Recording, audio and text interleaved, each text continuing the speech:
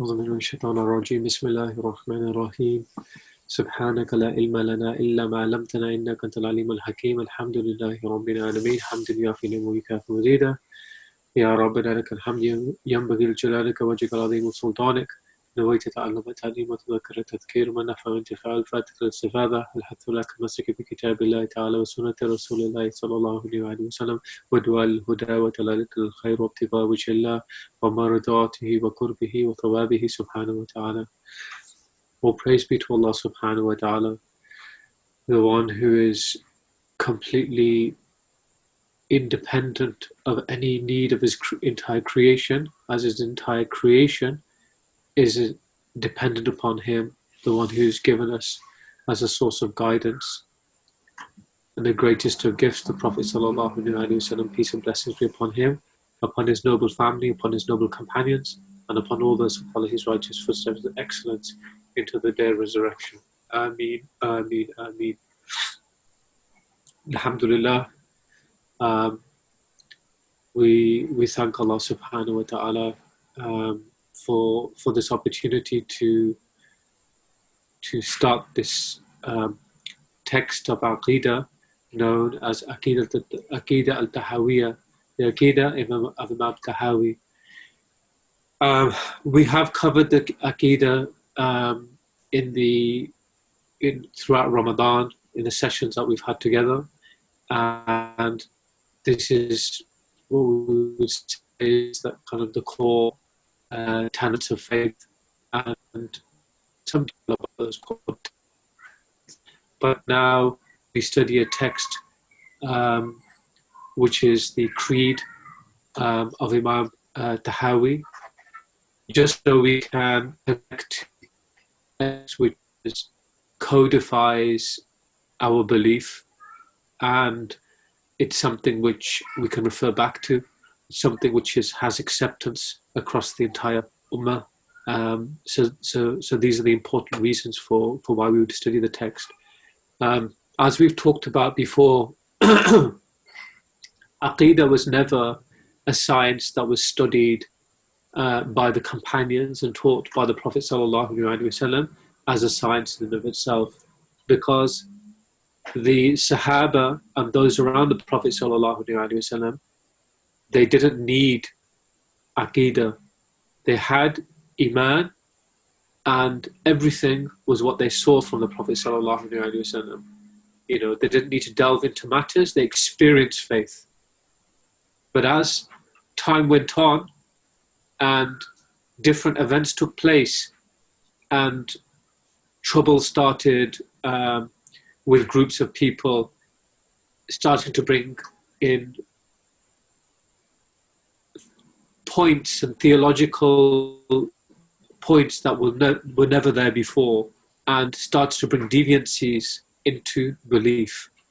And this is when the whole concept of Aqeedah started to come about, which is basically to tie the knot. To tie the knot where? To tie the knot upon our Iman. So we go back to the Hadith Jibreel. This is the basis where Sayyidina Jibreel alayhi salam came to the Prophet sallallahu alaihi wasallam and he said, tell me about Iman. And then the Prophet sallallahu alaihi wasallam talked about those 6 articles of faith. Now, that is from the ground of Aqeedah, and from that, there we have this science of Aqeedah, you know, and it's important. So why do we study Aqeedah? We study Aqeedah in order to have the correct belief, and the correct belief is important because everything that we do in terms of actions, now we move on to the other realm, which is Islam, stems from the belief that we have. Otherwise, who are we praying for? How do we, you know, why are we doing the actions we're doing?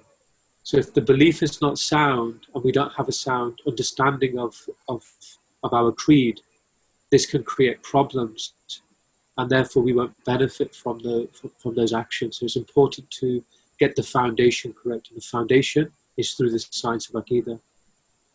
And we're faced with different challenges in the in the societies that we live in, because people are always questioning the existence of God, and the question about do we believe in God or do we not believe in God?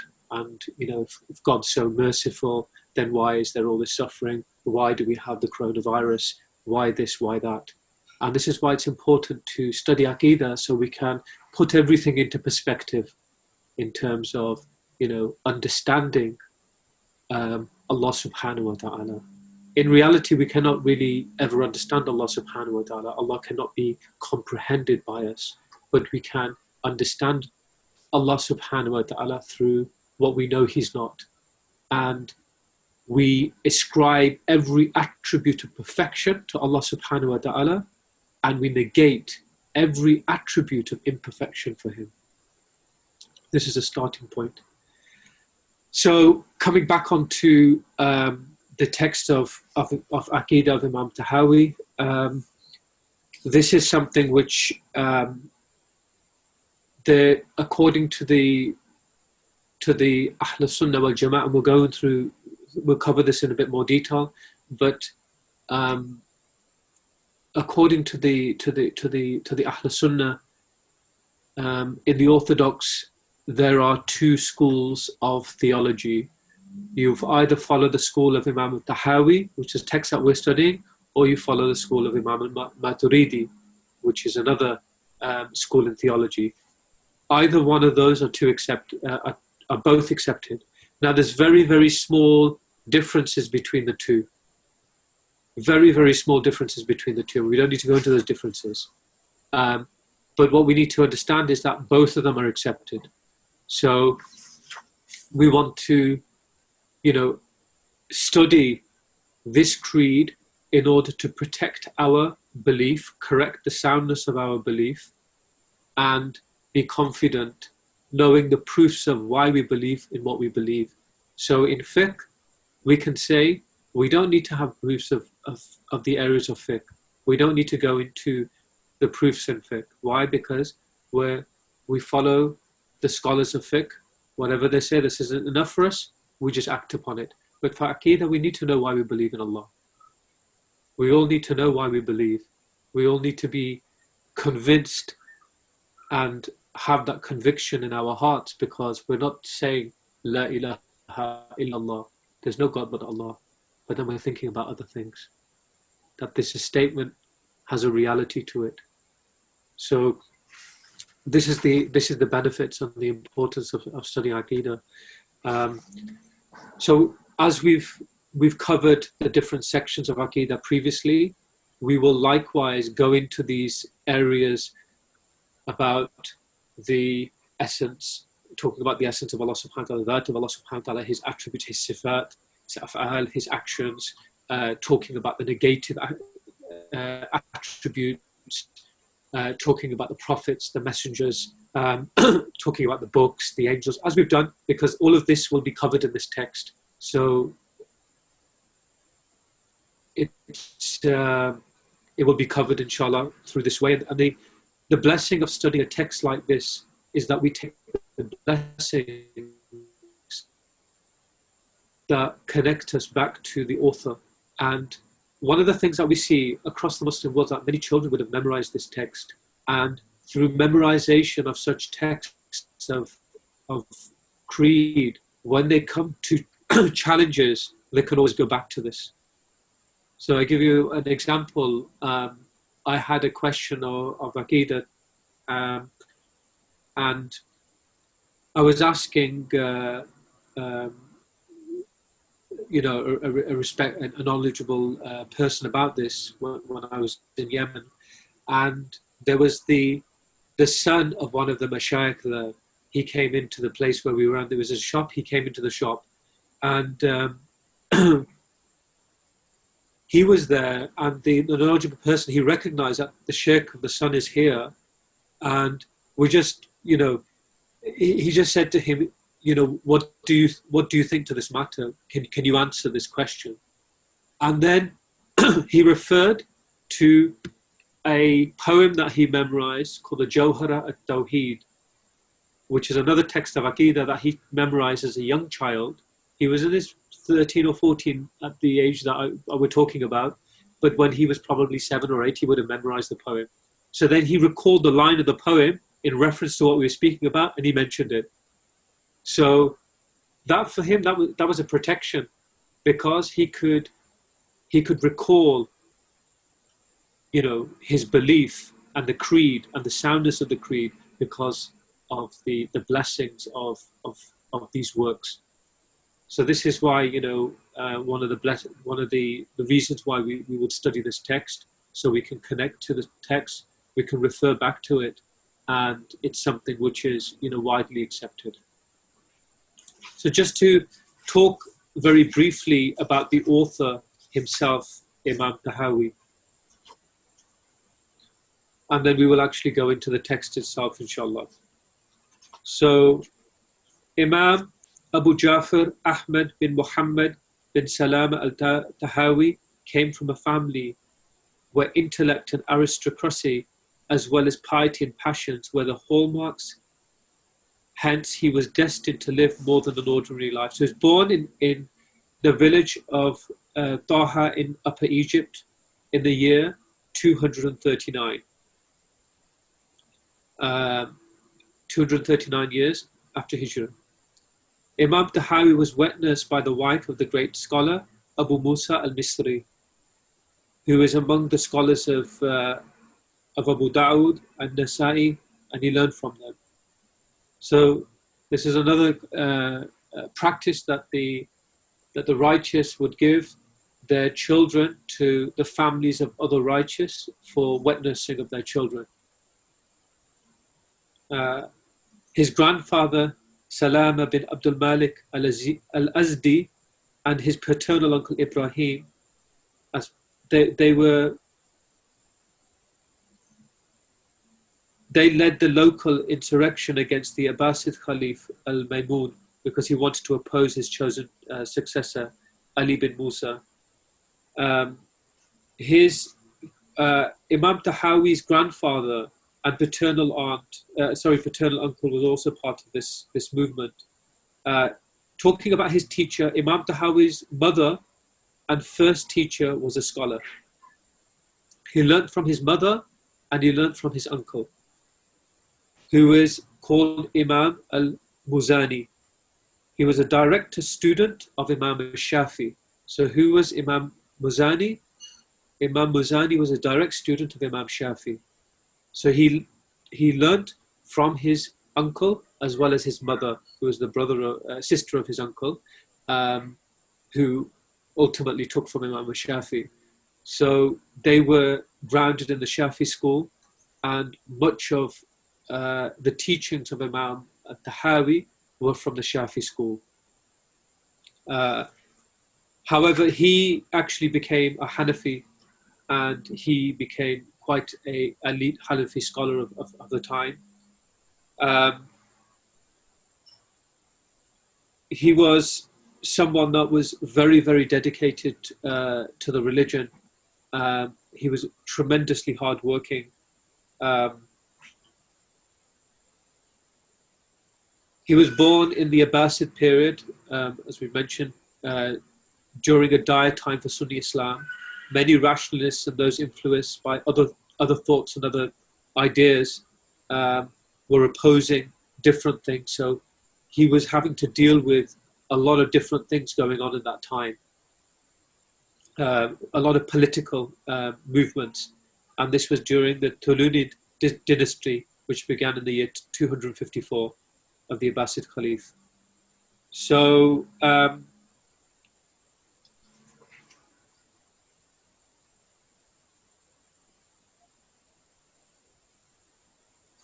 he studied with many different teachers. He took from teachers, Maliki teachers as well. Egypt had scholars from the Maliki madhab, from the Shafi madhab, and also from the Hanafi madhab.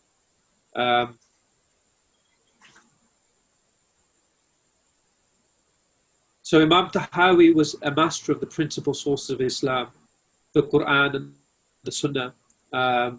He was considered a jurist, a grammarian, as well as a really, really upright man.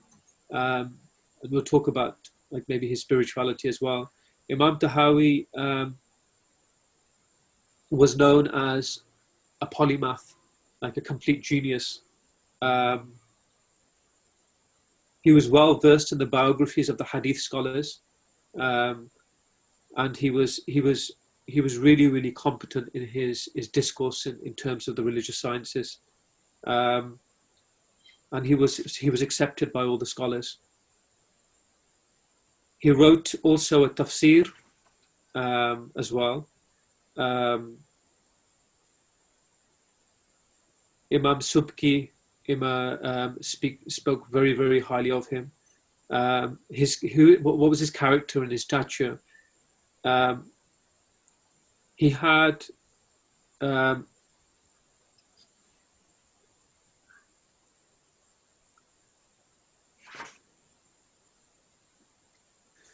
we'll just give one example about his his character.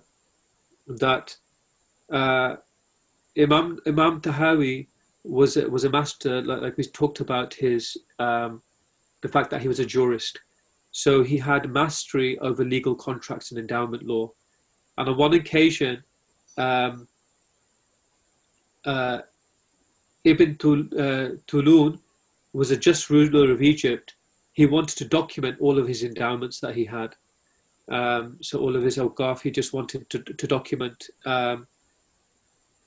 for his grand mosque and the hospital. So he handed down this task to a respected Qadi, who is known as Abu Khazin of Damascus. So all the documents were prepared, and the ruler appointed a committee of contractual scholars to review them and check for the mistakes. So, okay, the ruler has given it to the Qadi, to the judge, and he's given it. He's set up a body of other scholars to then review it, to check for mistakes. All of the scholars conferred and concluded that the documents were all in order, except for Imam Tahawi, who said he detected a mistake. So look at this. He's now seen a mistake, and the Amir sent a request asking him about the error, but he refused to tell anyone. The Amir then requested his presence and asked Imam Tahawi to inform him of the mistake in the documents of the endowments. He said, "I can't." The Amir said, "Why not?" He said, "Because Abu Khazin, who is the Qadi, is a noted scholar, and he may know something that I don't know about the matter." This impressed the ruler, so he then gave Abu Ja'far permission, Imam Tahawi permission to speak to the Qadi, Abu Khazin, and they came to agreement on the matter. When Imam Tahawi showed Abu Khazin, who was the Qadi, older, more respectable, he showed the Qadi the mistake. The Qadi, what did he do? He admitted that he made a mistake. He had been wrong and he fixed it. When Imam Tahawi returned to Ibn Tulun, who is the leader, he asked him what exactly was wrong. Tell me what the mistake was. And Imam Tahawi said, "I was wrong, and I have a quest to Qadi Abu Khazin."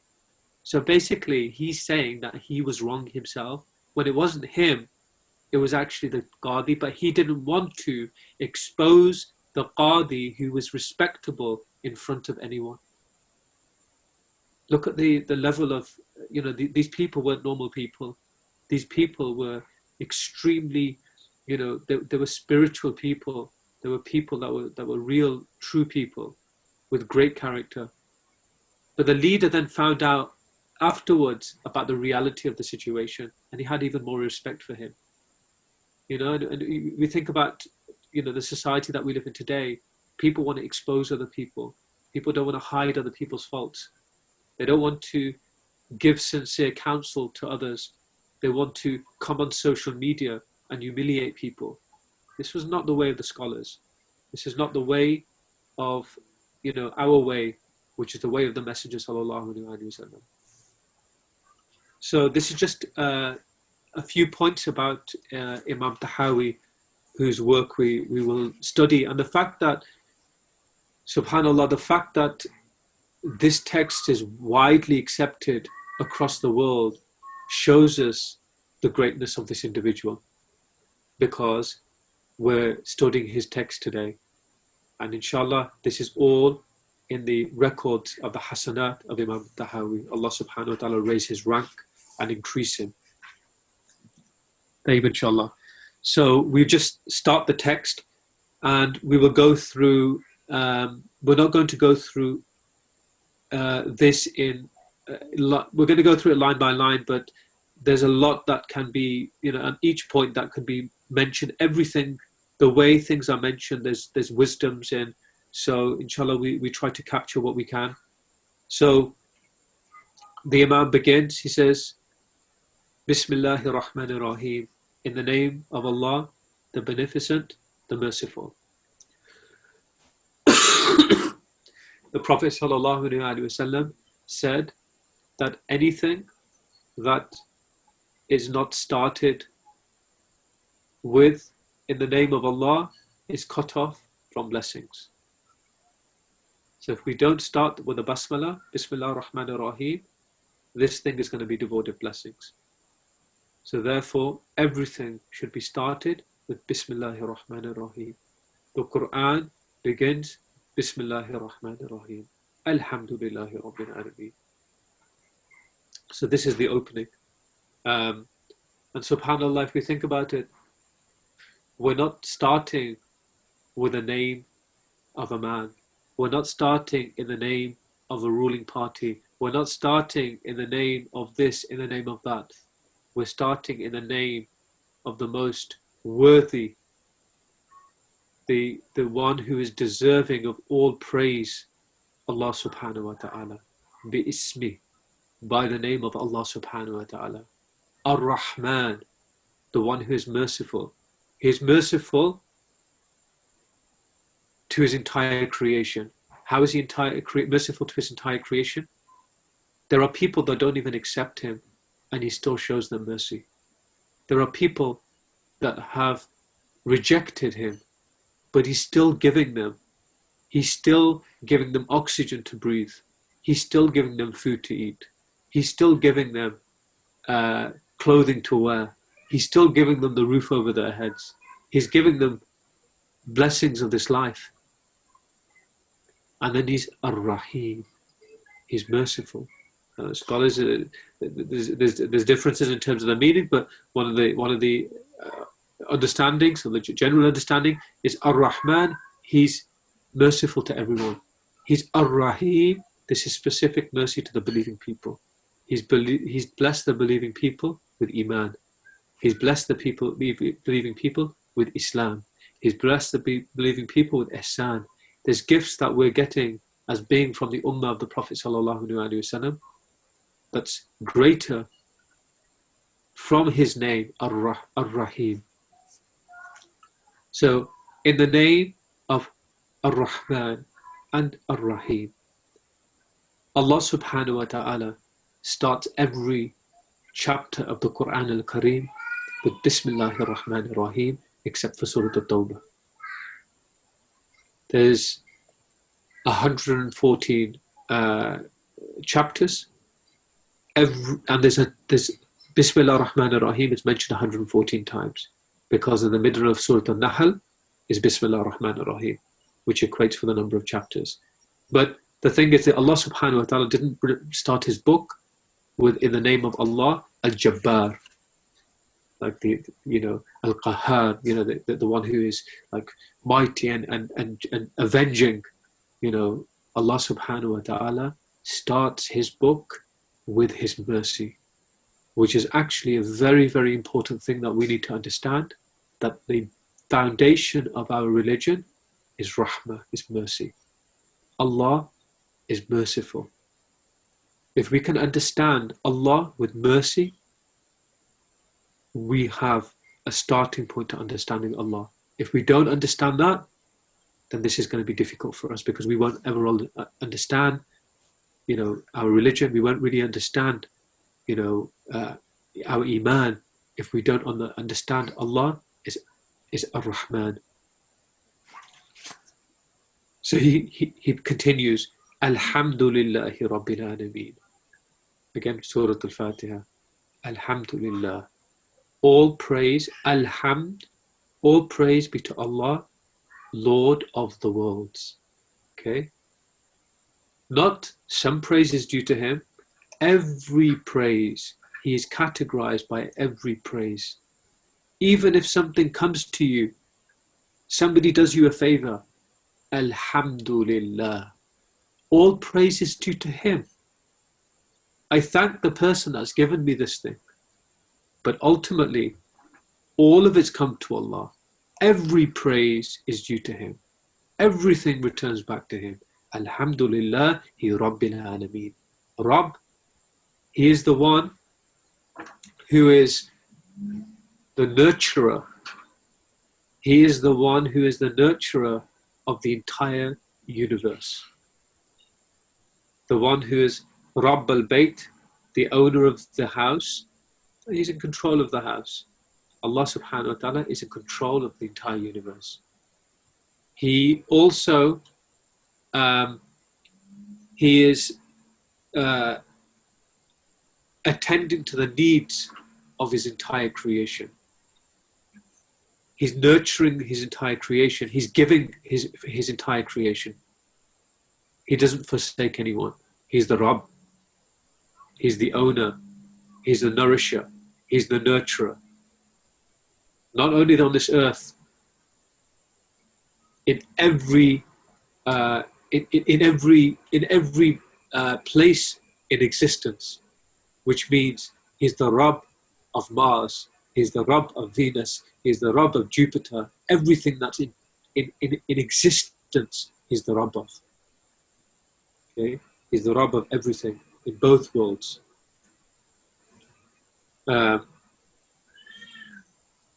So the most learned scholar, the Proof of Islam, Abu Ja'far al-Waraq al-Tahawi, is from Egypt.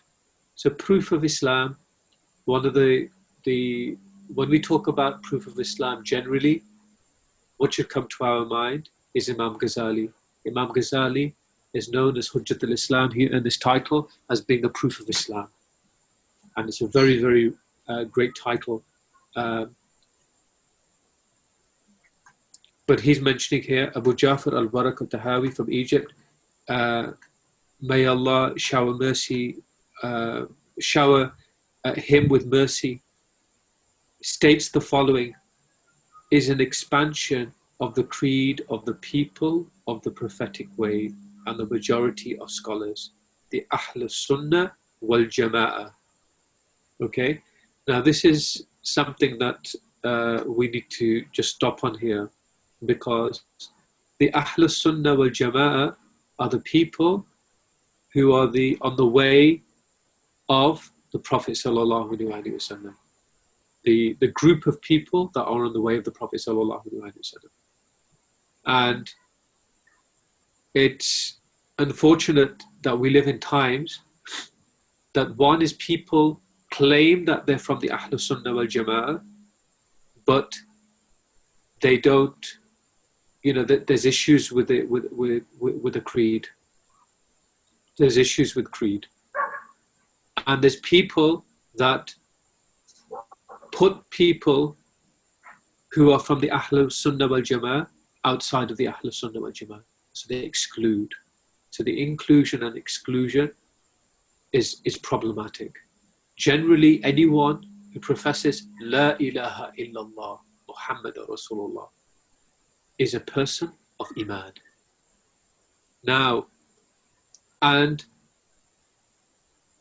you see, in fiqh, we can have differences, it's fine. But when it comes to theology, there's certain differences which cannot be, because everyone must believe the same. It's not one person can believe something, one thing about Allah, the other person can believe something else. I'm now talking about core belief. Now, there are other matters which are now, on the branches, which somebody can have differences on. But this is core belief. When we talk about Allah, having core belief in Allah subhanahu wa ta'ala, this is important. So what do we believe in Allah subhanahu wa ta'ala? If there's people that are having differing understandings of this becomes problematic.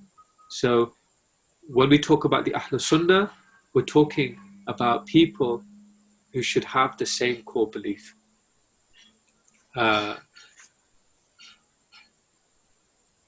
And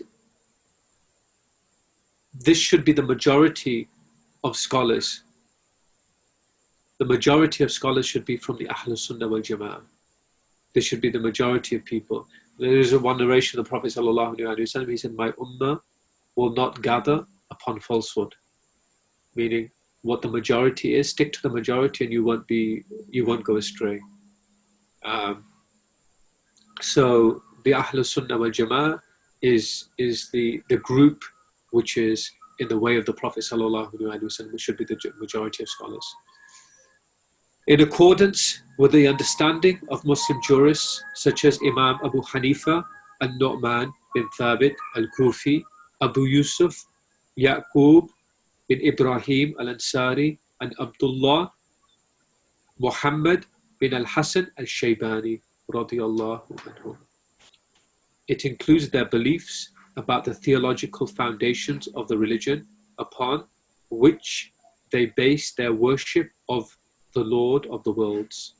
Okay? So when we're talking about the creed here, we're not talking about something that's been made up. This is something that connects us back. It's not something that, somebody's just saying. It's something that is grounded. It's something which has been transmitted. And this is something which, which is important as, just the last bit here, it includes their beliefs about the theological foundations of the religion upon which they base their worship of the Lord of the worlds. Because everything ultimately that we do should have the foundation of the correct belief.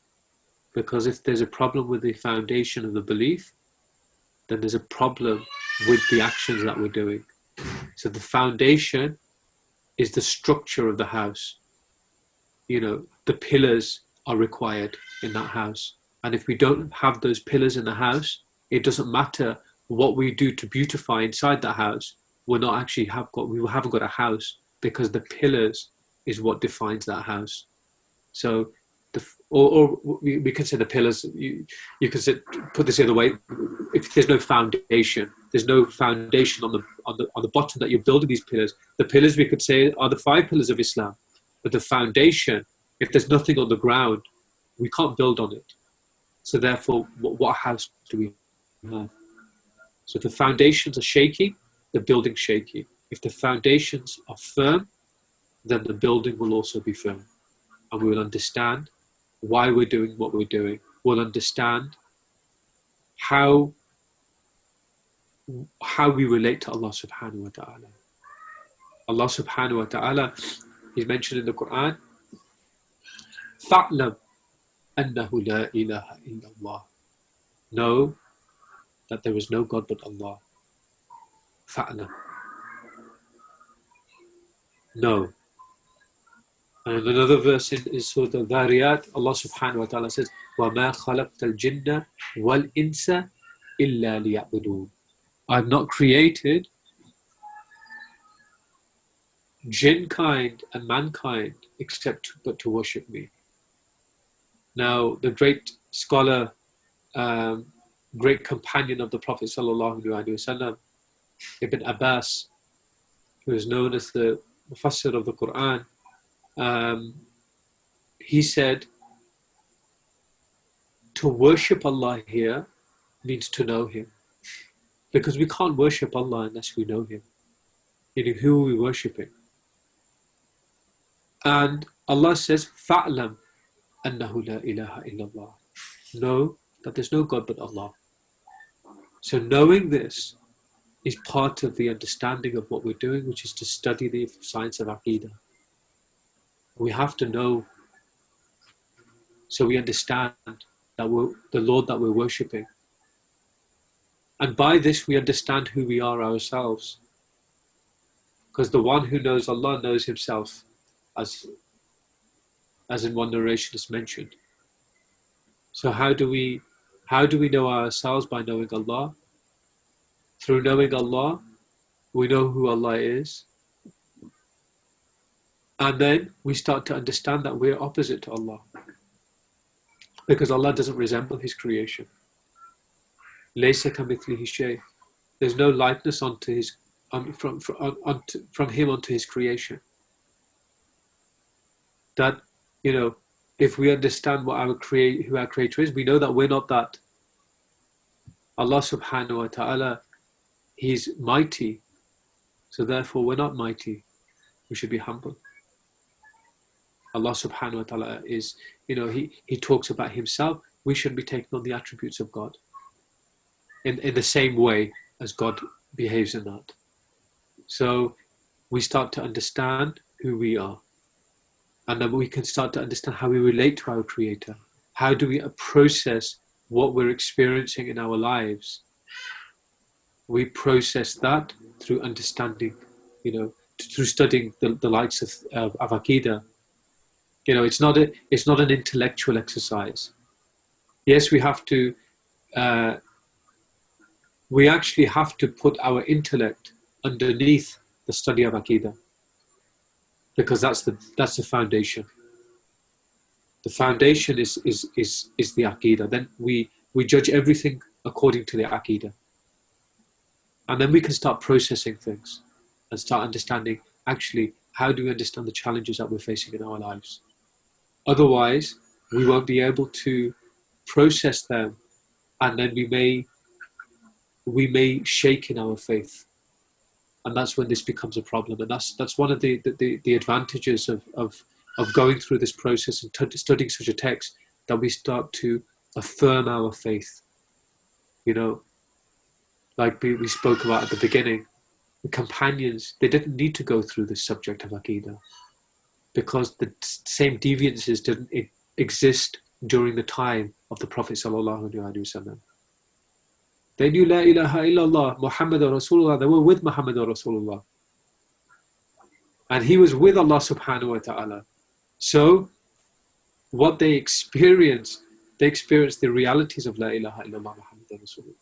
But for us, we may say La ilaha illallah, but La ilaha illallah, Muhammadur Rasulullah, there's a reality behind it. We need to experience it. When we experience it, through this journey of studying this Islamic sciences, the likes of Aqeedah, so we can, come closer to Allah subhanahu wa ta'ala, really appreciating who our Creator is, appreciating what our Creator wants from us, understanding the importance of this life, what He's given us, the fact of where we're going to go, the fact that there's going to be a next life. There'll be questioning. There's a realm of the grave. So all of these things should be put into perspective through this journey of studying Aqeedah. So it's not an intellectual exercise, but it's an exercise. It's worship, because through this, inshallah, we improve our relationship with Allah subhanahu wa ta'ala, and we really, put a knot on our belief, and we become firmer in what we believe. So we're not challenged. This is a difficult time, because there are many challenges, and people are leaving Islam. But people are not leaving Islam because of theology. People are leaving Islam because of the situations that they're experiencing. And then because of that, and because of the lack of understanding of Allah subhanahu wa ta'ala, and not knowing the wisdom of Allah subhanahu wa ta'ala, then they lose hope, and they leave Islam. So this is really, really important that, through this, inshallah, we ourselves will be firm. And inshallah, we can also spread this on to others around us as well. And this is the benefit of knowledge. It's not just for me and you. It's for everybody. This is why Imam Shafi'i used to say, "Take from me, and pass on." Meaning that this is prophetic knowledge. This is not something I own. It's not something anybody owns. It's something that is from Allah Subhanahu wa Taala, and we want goodness for everyone. We want everyone to come to the right way. We don't want anyone to be in deviance. We don't want anyone to be away from Allah Subhanahu wa Taala. And this is difficult because right now there's so much out there, so much information, and it's important to know what's right and what's wrong. Otherwise, we may be entrapped into thinking something's correct when it's not. So that's why we always have to turn back to this as being the basis, and then we build upon that. And the earlier generation didn't have this problem because they didn't have the same challenges. They weren't bombarded with the same information. So it would be unheard of that certain things would be said. But now, those things are being said because of in the situations that we're living in. So inshallah, we'll stop there for today. And then inshallah, in the next session, we will cover, we'll actually start the lines of the text, inshallah. Inshallah, we'll close here. Jazakumullah khairan. Ask Allah subhanahu wa ta'ala that He showers mercy upon us all, that He accepts our endeavors, that He allows us to be raised as people who are, are traveling His path, and that we correct our beliefs from all deviances, and that this journey of studying Aqeedah leads us closer to Him. We ask Allah subhanahu wa ta'ala that He allows us to be upon the way of His Messenger sallallahu alaihi wasallam, that He protects us from tribulations and all negativities, and He gives us goodness in all of its forms. He saves us from spiritual, physical and mental illnesses. He blesses our family members, our brothers, our sisters, our children, our family members. He blesses the Ummah from the east and the west. We ask Allah subhanahu wa ta'ala that He allows these lessons to continue. He keeps us sincere. He takes evil away from our hearts and He replaces them with good traits. We ask Allah subhanahu wa ta'ala that He blesses us with everything that the Prophet sallallahu alaihi wasallam asked to be blessed with, and He protects us from everything that He asked to be protected from. Wa sallallahu ala sayyidina Muhammad wa ala alihi wa sahbihi sallam. I think there's a question here: is there a PDF of the book of Aqeedah? There is. I haven't found actually a PDF, but you can actually go and purchase the book, which is known as the Creed of Imam Tahawi. This is it here, and Sheikh Hamza Yusuf has actually produced this text, so you can get this from Amazon. The Zaytuna curriculum series, the Creed of Imam Tahawi, it's called, by Hamza Yusuf. So either this, or if there's another translation that people are aware of. I'm not aware of any other translation. I certainly don't have a PDF of it, but inshallah, if I do find one, then I will let you know, inshallah. I'll let Brother Hamdi know. Jazakumullah khairan. Sallallahu ala sayyidina Muhammad wa ala alihi wa sahbihi sallam. Alhamdulillahi rabbil alameen. Assalamu alaikum wa rahmatullah.